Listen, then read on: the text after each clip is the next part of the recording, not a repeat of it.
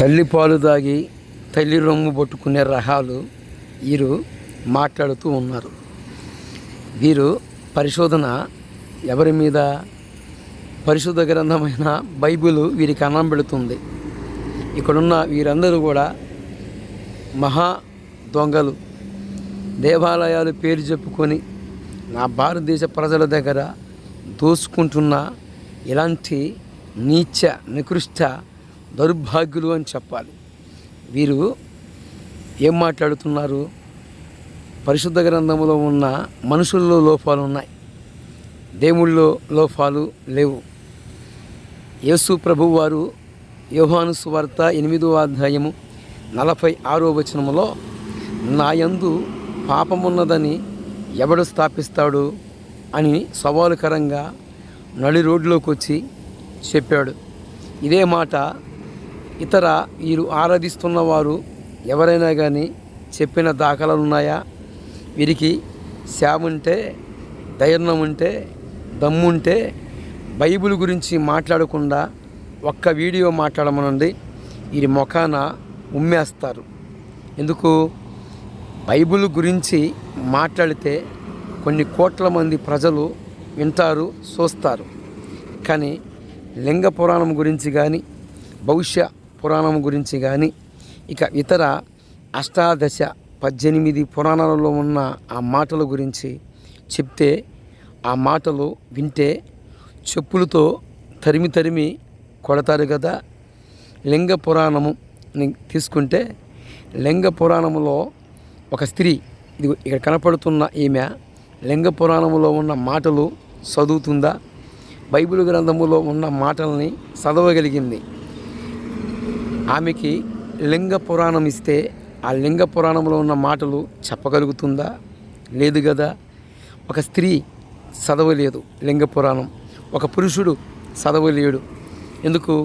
అంత ఘోరంగా, అంత నీచంగా, ఎంత దుర్మార్గంగా ఉంటుంది. ఉదాహరణకి బ్రహ్మ పురాణంలో మరి చూస్తే శ్రీదేవి మహాపురాణంలో మరి బ్రహ్మ గురించి కొన్ని చోట్ల ఉంది. అసలుకి ఈమెకి బ్రహ్మ పురాణం ఇచ్చి చదవముంటే ఈమె బ్రహ్మ స్టోరీ చదవగలిగిద్దా?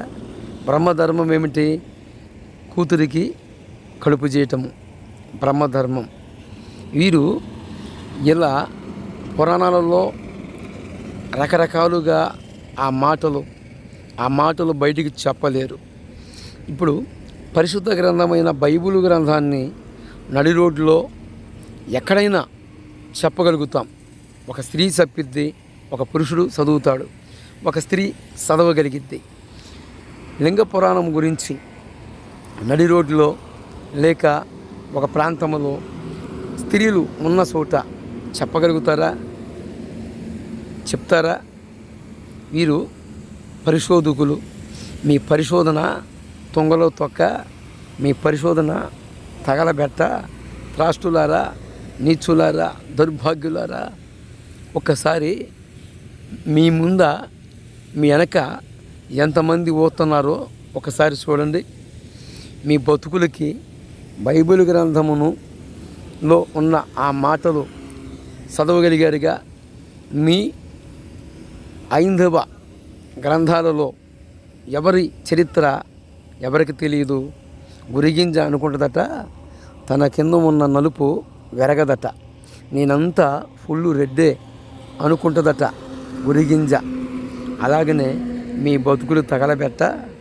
మీ వెనకనే మీ యొక్క జీవితాలు చూసుకుంటే మీలో ఎన్నో లోపాలు ఉన్నాయి. మీరు ఆరాధిస్తున్న వారిలో లోపాలు ఉన్నాయి. కానీ శుక్ల యజుర్వేద సంహితలో పేజీ నెంబర్ ఇస్తున్నాను, 253వ పేజీలో, పూర్వము అగ్ని ఉండెను, ఆ అగ్ని పశువై ఉండెను, ఆ పశువుని దేవతలు యజ్ఞం చేసిరి. అదుగో వేదం ఇచ్చిన సాక్ష్యం. ఆ వేదములో చెప్పబడిన అగ్ని నేను ప్రకటిస్తున్న ప్రభువుని యేసుక్రీస్తు వారు ఒక్కరే. నా యేసులో పరిశుద్ధత ఉన్నది, మీరు మొక్కిన వారిలో పాపమున్నది, శాపమున్నది. భవిష్య మహాపురాణం ఇచ్చిన సాక్ష్యం. కామ, క్రోధ, లోభ, మోహ, మద, మత్సర అని ఈ అరిషడ్ దుర్గుణాలని జయించినవాడు దేవుడు. వీటన్నిటిని జయించిన వాడు నేను ప్రకటిస్తున్న ప్రభువైన యేసుక్రీస్తు వారు. నేను మళ్ళా చెప్తున్నాను, రాజ్యాంగములో ఉన్న మాటలని తుణీకరిస్తున్న ఇలాంటి వారిని అరెస్ట్ చేయాలి. వీరు పరిశోధన ఎవరి మీద? వీరికి అన్నం పెడుతున్న ఆ పరిశుద్ధ గ్రంథమైన బైబిల్ మీద. ఈ బొక్కల్ డాక్టర్కి లింగ పురాణంలో ఏముందో తెలియదు, మరి బహుశా మహాపురాణంలో ఏముందో తెలియదు, శుక్ల యజుర్వేద సంహితలో ఏమి రాయబడిందో తెలియదు. ఈ కరుణాకర్ సుగుణాగాడికి, ఈ గుజ్జారుడికి తన వెనకాల ఉన్న ఎన్నో లోపాలు ఉన్నాయి. లింగ పురాణంలో ఉన్న లోపాలు బయట పెట్టండి, చదవండి. మరి మీ గ్రంథాల్లో మీరు చెప్పుకోలేని అన్నీ ఉన్నాయి. అందుకు క్రైస్తవుల ఆరాధించుకుంటున్న విశ్వాసం మీద, వారి గ్రంథం మీద దుమ్మెత్తి పోస్తున్న మీ కొరకేరా నా యేసు ప్రభు వారు నర అవతారం ఎత్తి ప్రాణం పెట్టాడు.